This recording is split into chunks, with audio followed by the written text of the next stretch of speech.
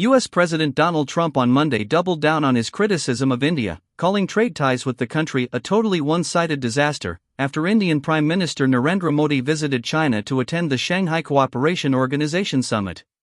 Trump in a post on Truth Social also said that India had offered to cut its tariffs to zero, but it was getting late, and that the country should have done so years ago, without elaborating on when such an offer was made. This comes against the backdrop of the U.S. imposing 50% tariffs on the country, including secondary duties of 25% last month for purchasing Russian oil, which India has called unfair, unjustified and unreasonable. Trump reiterated that India was buying oil and arms from Russia, and accused New Delhi of selling the U.S. massive amounts of goods, but imposing high tariffs on U.S. exports to India. The reason is that India has charged us, until now, such high tariffs, the most of any country, that our businesses are unable to sell into India. It has been a totally one-sided disaster, he wrote. Data from the World Trade Organization shows that India imposed a 6.2% average tariff on U.S. imports into the country in 2024, on a trade-weighted basis, while U.S. levied 2.4% on Indian goods. The trade-weighted average is the average rate of duty per imported value unit. The U.S.-India relations have soured over the past couple of months, appending more than 2 decades of improving ties, with several U.S. officials increasing their criticism of New Delhi over its Russian oil imports. India has called out the U.S. and European Union for their trade with Russia, while targeting New Delhi. India's foreign ministry last month said it is revealing that the very nations criticizing India are themselves indulging in trade with Russia.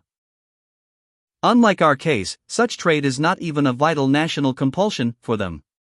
Back in May, India had reportedly offered a 0-for-0 tariff deal on steel, auto components, and pharmaceuticals on a reciprocal basis, up to a certain quantity of imports. However, both New Delhi and Washington failed to come to a trade deal, leading Trump to impose 50% tariffs on Indian exports. India's Modi met Chinese President Xi Jinping at the SCO summit in Tianjin held between August 31 and September 1, with both sides affirming the importance of being partners, not rivals. U.S. Treasury Secretary Scott Bessent on Monday played down the idea that U.S. tariffs were bringing countries like China and India closer together, describing the SCO summit as performative, according to Reuters. Experts have said that the improving relations between New Delhi and Beijing would benefit the two countries, but have cast doubt over them becoming close partners due to long-standing disputes. The improvement of relations with India is a big deal. It allows India to access highly critical intellectual property that it needs if it is to industrialize and boost manufacturing, Marco Papik, chief strategist, Geomacro Strategy BCA Access, said in an email. But, over the long term, the U.S. is losing the propaganda battle to paint China as the troublemaker-in-chief. And that only further ossifies multipolarity, he said.